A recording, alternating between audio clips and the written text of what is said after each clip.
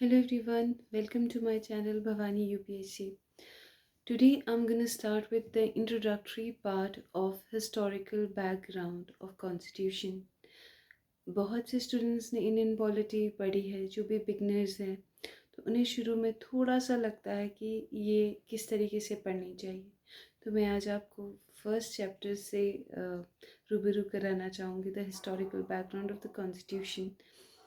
So let's start with ये story start होती है 1498 में, जब वास्को द गामा इन्होंने सी रूट एक्सप्लोर करा था इंडिया के लिए फॉर दी स्पाइसेस के लिए इन्होंने किया था। उसके बाद क्या हुआ, उसके बाद बहुत से यूरोपियन ट्रेडर्स आए, उन्होंने यहाँ पे इंडिया में ट्रेड करा for specially for the spices and they gain lot of profit. And इस वजह से उन्होंने क्या किया, उस चीज़ को, उससे उनकी जो इनकम है, उनकी इकोनॉमी है, वो और ज़्यादा स्ट्रांग होगी। तो इसी तरह से बहुत सारे यूरोपियन ट्रेडर्स आए, डच आए, पोर्चुगीज़ आए, फ्रेंच आए, so many European traders were there. And specifically जो सबसे ज़्यादा टर्निंग पॉइंट हमारी इंडियन हिस्ट्री में आया, वो आया because of the British India, because of the Britishers. जो ये ब्रिटिशर्स थे, इन्होंने क्या सोचा, इन्होंने देखा कि देखो कितने सारे यूरोपियन ट्रेडर्स हैं, they are gaining huge profit from you know Indian market से, उन्हें इतना प्रॉफिट मिल रहा है। तो फिर उन्होंने क्या सोचा, उन्होंने सोचा कि क्यों ना, why not we also go there and to gain huge profit. Then what they did, उनको एक आइडिया आया। ये जो कुछ इंग्लिश मर्चेंट्स थे, इन्होंने क्या कहा, इन्होंने कहा कि हम एक कंपनी बनाएंगे। और इन्होंने जो एलिजाबेथ वन है, उन्होंने उनसे रिक्वेस्ट की कि आप हमें परमिट कीजिए कि हम ईस्ट में ट्रेड कर, इंडिविजुअल ट्रेड कर सकें। तो जो एलिजाबेथ मैम थी, उन्होंने इनको क्या किया, इनको चार्टर इनको पास कर दिया। जब ये चार्टर इनको ये चार्टर से क्या हुआ, इनको एक परमिशन मिली कि yes they can do individual trade in India. और जब इनको ये मिली, तो ये जब इंडिया पहुँचे तो 1608 में, तो वही हुआ, इन्हें मुगल एम्परर्स के पास गए। ये जो छोटे लोकल रूलर्स थे, उनको इन्होंने कहा कि हम भी ट्रेड करना चाहते हैं, आप प्लीज़ हमें परमिशन दीजिए, हम फैक्ट्रीज इस्टेब्लिश करने चाहते हैं, हम सेटलमेंट्स बनाना चाहते हैं, हम we want to settle here, we want to do trade. They came as a traders. फिर धीरे धीरे क्या हुआ, उन्होंने सबको मतलब इतना इन्फ्लुएंस कर दिया पूरी तरह से, इंडियंस को, जितने भी रूलर्स थे, जो छोटी छोटी रियासतों के रूलर्स थे, उनको इतना इन्फ्लुएंस कर दिया कि they were ready to allow them to establish their factories. तो उन्होंने बहुत सारी फैक्ट्रीज बनाई। फिर क्या, but what was the problem, there was so many other European traders, तो कंपटीशन बढ़ गया था। जो प्रोडक्ट्स है, गुड्स है, उनकी जो रेट्स है इंडियन मार्केट में, वो हाई हो गए थे, they were at high prices. तो उन्होंने अपने कंपटीशन को कट करने के लिए what they started, they were like, खींचातानी उनकी शुरू हो गई।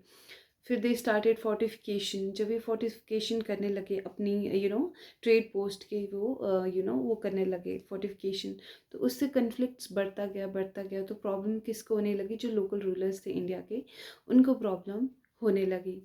तो इसी तरह से क्या हुआ, ये कन्फ्लिक्ट्स बढ़ते गए।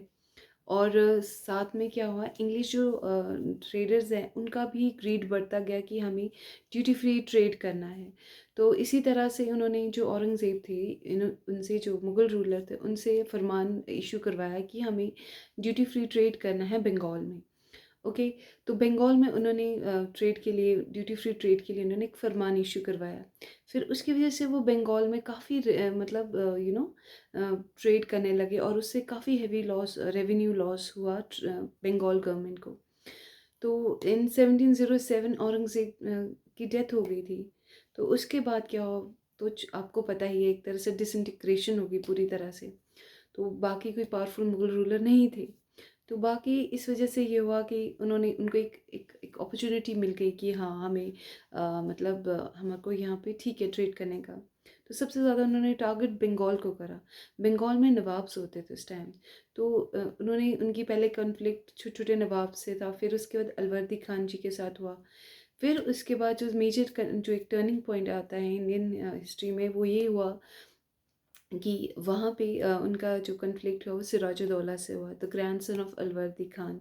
तो ये नवाब ऑफ बंगाल थे। तो बाद में ये क्या हुआ, जो नवाब ऑफ बंगाल थे सिराजुद्दौला, इनको एक्सेप्टेबल नहीं था कि किस तरह से ये लोग मतलब डिसरिस्पेक्टफुल लेटर्स लिख रहे हैं, ये हमारे रेवेन्यूज़ को, हमारी बंगाल गवर्नमेंट को रेवेन्यू लॉस हो रहा है because of their trading process. तो उन्होंने, उनको बहुत गुस्सा आया। तो इस वजह से ऐसे बहुत सारे कॉन्सिक्वेंसेस हुए कि जो ये सिराजुद्दौला जी हैं, इन्होंने क्या किया, इन्होंने बहुत से जो इंडियन इंग्लिश सोल्जर्स थे उनको कैप्चर कर दिया था फोर्ट विलियम में। इससे क्या होगा, काफ़ी ग्रेशन आ गया था इंग्लिश अमंग ब्रिटिशर्स, और उस वजह से इनके बीच कन्फ्लिक्ट बढ़ गया, और इसी रीज़न की वजह से बैटल ऑफ प्लासी एग्जिस्टेंस में आई। तो 1757 में सबसे पहले जो ये बैटल ऑफ प्लासी आई, और उस दौरान जो रॉबर्ट क्लाइव थे, वो उन्होंने क्या किया, मीर ज़फ़र की मदद से सिराजुद्दौला को मरवा दिया, और वो वॉर जीत गए प्लासी की। तो इस वजह से ब्रिटिशर्स का कॉन्फिडेंस काफ़ी बूस्टअप हुआ। जब उनका कॉन्फिडेंस काफ़ी बूस्टअप हुआ, उस वजह से उनको लगा कि ओके, हम और वॉर कर सकते हैं। तो सेकंड कन्फ्लिक्ट इनका आया मीर कासिम के साथ। तो क्या हुआ मीर ज़ाफ़र और मीर कासिम के साथ, Mir Qasim was the nawab of Bengal, पर उन्होंने क्या किया, उनको भी लगा कि यार बहुत प्रॉब्लम क्रिएट कर रहे बंगाल बंगाल में ये ब्रिटिशर्स बहुत ज़्यादा। आप एक हद तक आप किसी की हेल्प कर सकते, आप पूरी तरह से किसी के पपट नहीं बन सकते, बट इंग्लिश की स्ट्रेटजी थी कि वो पपट नवाब बनाना चाहते थे। तो सो दे वर लाइक दे वांट कि जिस तरीके से वो घुमाए उनको नवाब को, वो भी वैसे ही घूमे, और उनको वो क्या करना चाहते थे, पूरी तरह से रेवेन्यू सक करना चाहते थे बंगाल गवर्नमेंट का। तो मीर ज़ाफ़र के साथ भी कन्फ्लिक्ट हो गया क्लाइव जी का। तो इसके बाद क्या हुआ, इसके बाद उन्होंने मीर कासिम को रिप्लेस कर दिया, मीर ज़ाफ़र की जगह पे मीर कासिम को ला दिया, लेकिन मीर कासिम के साथ भी प्रॉब्लम क्रिएट होगी। तो अब यहाँ पे सबसे मेन चीज़ होती है कि बैटल ऑफ बक्सर अकर करती है। तो उस टाइम ये होती है चार लोगों के बीच, जो ब्रिटिश की तरफ से हेक्टर मुनरो, और दूसरी साइड से कौन थे, Mir Kasim Nawab of Bengal, then this what we Shuja'ud-Dawla, Nawab of Awadh, and Shah Alam two the Mughal emperor. तो ये तीनों एक साथ मिलके हेक्टर मुनरो के खिलाफ वॉर छेड़ देते हैं। बैटल ऑफ बक्सर होती है 1764 में, बट इट वाज अनफॉर्चुनेट कि जो हम लोग हैं मीर कासिम वगैरह, वो सारे हार जाते हैं। और यहाँ पे शाह आलम टू जो मुगल एम्परर है, वो क्या करते हैं, उनको क्या बोलते हैं, दीवानी राइट दे देते हैं किसे, ब्रिटिशर्स को। तो इससे उनके हौसले और बढ़ जाते हैं। तो you can see that the greed for the territorial expansion of Britishers started increasing, वो इंक्रीज होनी शुरू हो गई, and they became more greedy regarding the revenue. अब उन्हें लगा कि हाँ, रेवेन्यू बहुत आ रहा है, बहुत आ रहा है, तो अब हम क्या करें। तो ऑब्वियसली जब फ्री का पैसा आएगा तो क्या होगा, there would be definitely a corruption. तो करप्शन शुरू हो गई। इसी तरह से क्या हुआ, करप्शन शुरू हो गई। तो जब करप्शन शुरू हुई तो पहली बार जो ब्रिटिश गवर्नमेंट है उनको रियलाइज़ होने लगा कि क्या हो रहा है, कंपनी बैंकरप्सी की तरफ जा रही है। कंपनी पूरी तरह से बैंकरप्सी की तरफ जा रही थी।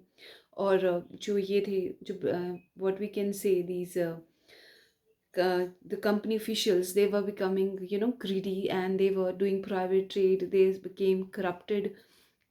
तो कहीं ना कहीं जो एक कंपनी के एडमिनिस्ट्रेशन है, जो वो प्रॉपरली ब्रिटिश रूल नहीं कर पा रहे थे। तो यहाँ पे ब्रिटिश गवर्नमेंट एग्जिस्टेंस में आती है। तो जब ब्रिटिश गवर्नमेंट एग्जिस्टेंस में आती, तो ब्रिटिश गवर्नमेंट का यही रहता है कि वो किस तरह से सुधार करे। तो कहीं ना कहीं जब कोई प्रॉब्लम होती है तो रेगुलेशन लगाना बहुत ज़रूरी होती है। तो इसीलिए रेगुलेशन लगाने के लिए for the first time regulating act of 1773 came to existence.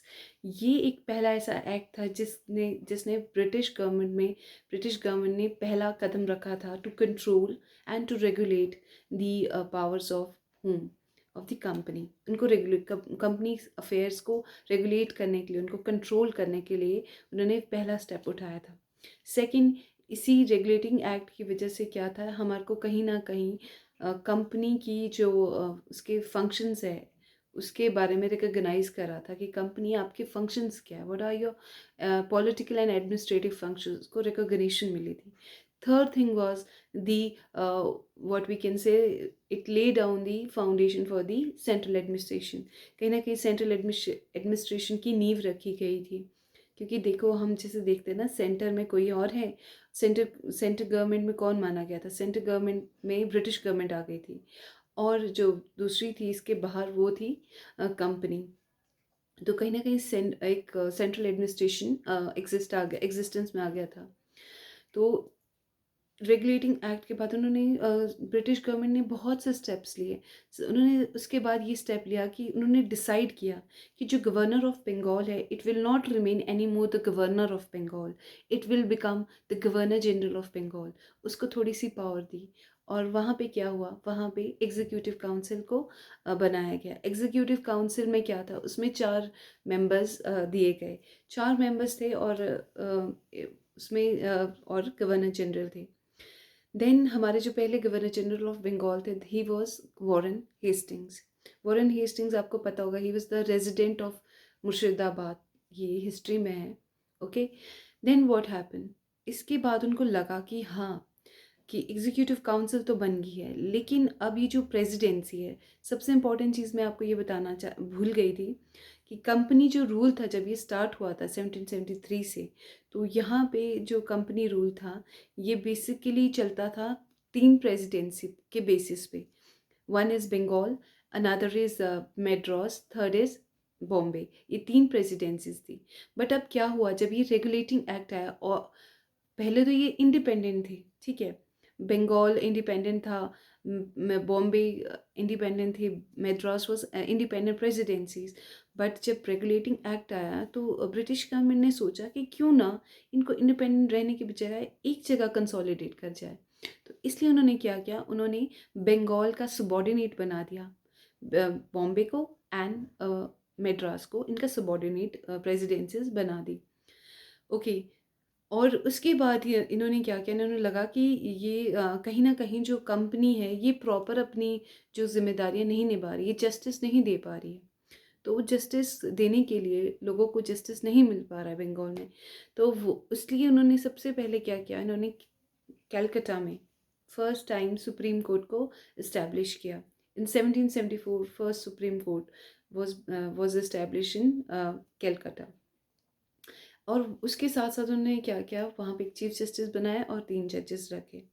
Then what happen, इन्होंने साफ तौर पे जो ब्रिटिश गवर्नमेंट उन्होंने कहा था according to the regulating act कि आपको बिल्कुल भी अलाउड नहीं है कि आप प्राइवेट ट्रेड करें, या ब्राइब्स ले नेटिव से, आपको बिल्कुल अलाउड नहीं है, और ये एक ऑफेंस है। और उनको साथ साथ ये भी बोला था कि आप बिल्कुल ही ईमानदारी से चलना है। देन व्हाट हैपन, अब क्या हुआ, दे आपको पता है जब एडमिनिस्ट्रेशन चलती है तो उसमें क्या होता है, रेवेन्यू मैटर्स भी होते हैं, मिलिट्री मैटर्स भी होते हैं, ओके, सिविल मैटर्स भी होते हैं। सो इन तीनों चीज़ों के लिए उस टाइम एक बॉडी बनी थी, there was a governing body, that was court of directors. Okay, the court of director was from company side कि कंपनी की वो ईस्ट इंडिया कंपनी की वो गवर्निंग बॉडी थी, that was court of directors. और जो कोर्ट ऑफ डायरेक्टर्स थे उसमें उन पे कौन कौन से मैटर्स होते थे, सिविल, मिलिट्री एंड रेवेन्यू, ये मैटर्स को देखा जाता था। तो ब्रिटिश गवर्नमेंट ने कहा कि ओके, आप लोग सारी चीज़ें कर रहे हैं, लेकिन मुझे रिपोर्ट चाहिए, किस पे, सिविल पे चाहिए, मुझे मिलिट्री पे चाहिए, हमें और रेवेन्यू पे जो भी रिपोर्ट है वो कोर्ट ऑफ डायरेक्टर्स हमें तैयार करके दे। तो this was the regulating act. लेकिन होता है ना कि कभी कोई चीज़ पूरी कंप्लीट नहीं होती है, तो उसके लिए हमें बहुत ज़रूरी होता है कि हमें उसके लिए एक नेक्स्ट चीज़ ज़रूरी होती है, उसकी कमियों को दूर करने के लिए कुछ ऐसी चीज़ चाहिए होती है ताकि वो चीज़ बेटर हो सके, इम्प्रूव हो सके। So now what happen, British government को ये आइडिया लग चुका था कि कंपनी अपना काम ढंग से नहीं कर रही है, they are not ruling properly in British India. Now what happen, now what they did, उन्होंने एक और एक्ट लाया, ब्रिटिश पार्लियामेंट ने एक और एक्ट पास किया, and that act was act of settlement. Act of settlement 1781 में हुआ। इस एक्ट को एक्ट ऑफ सेटलमेंट भी बोल सकते हैं, या डिमार्केटरी एक्ट भी बोल सकते हैं। ये 1781 में है। इसमें क्या हुआ, इसमें रेगुलेटिंग एक्ट में जो भी प्रॉब्लम्स थी या कमियां थी उनको दूर करने के लिए ये एक्ट एग्जिस्टेंस में लाया गया। तो सबसे पहले इन्होंने, आप नोटिस करना, ये गवर्नर जनरल को पावरफुल बनाएंगे। उनको एम्पावर करेंगे। और ये आप एक्ट ऑफ सेटलमेंट में क्लियरली देख पाएंगे। सी, गवर्नर जनरल हो गए, गवर्नर जनरल ऑफ बंगाल हो गए, एग्जीक्यूटिव काउंसिल हो गए, servants of this what we can say servants of East India Company हो गए।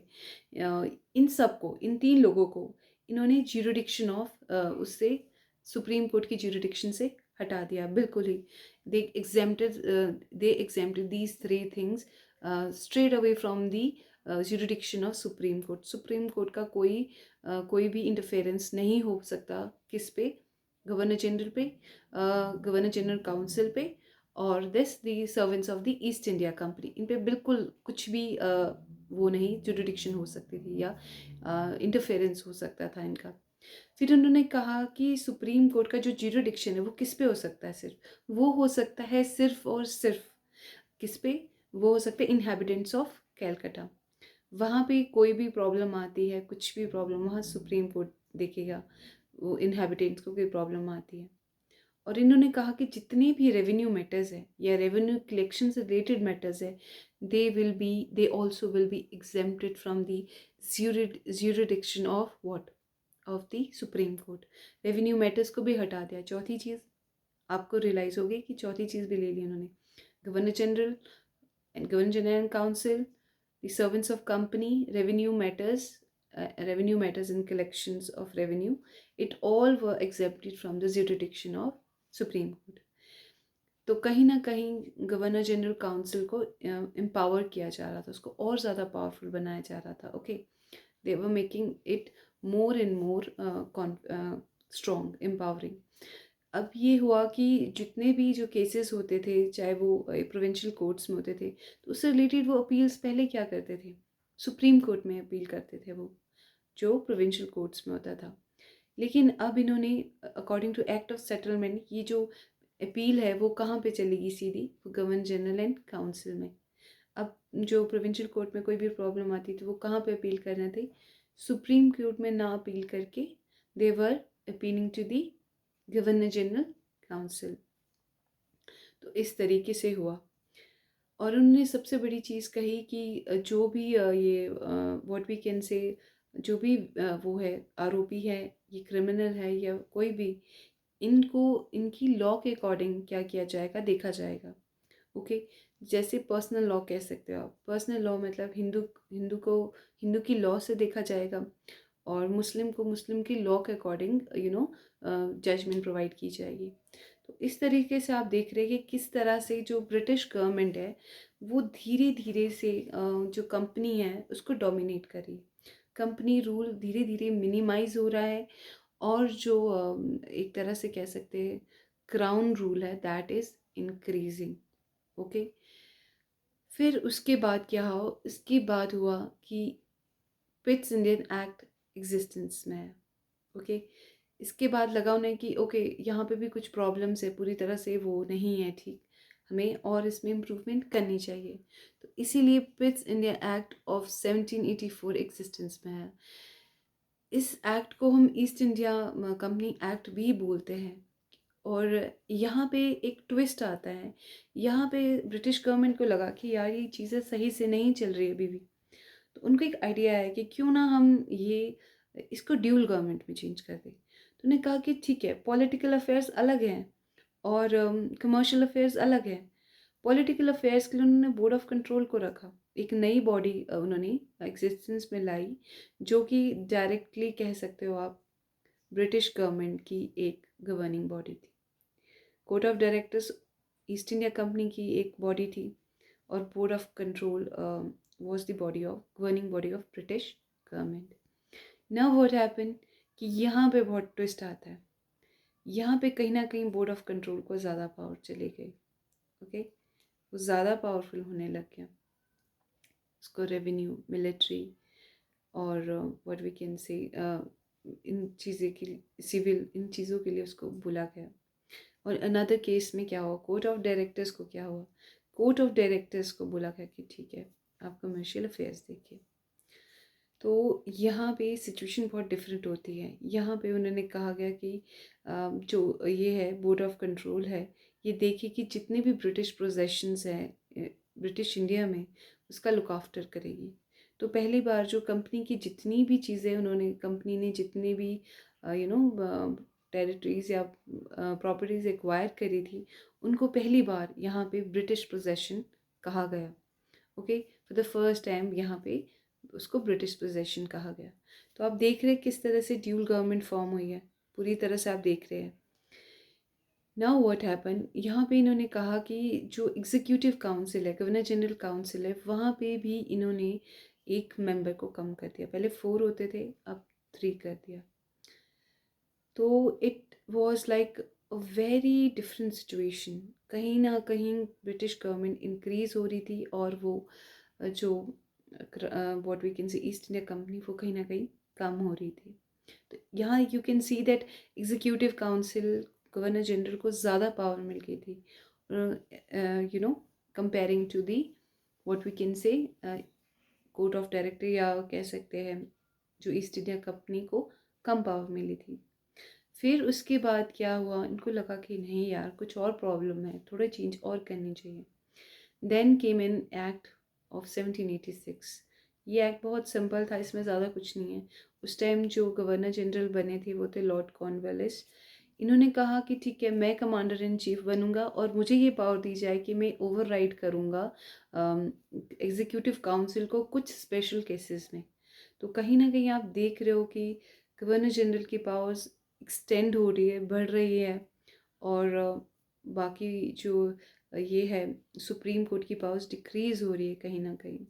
तो यहाँ आप यू कैन easily see, या clearly you can see that British government is slowly raising its level, and company is, जो company है वो उसका जो पोजीशन वो नीचे नीचे जा रही है। So I will come up with the next part in the next video. Stay tuned. Please share and subscribe my channel. Thank you.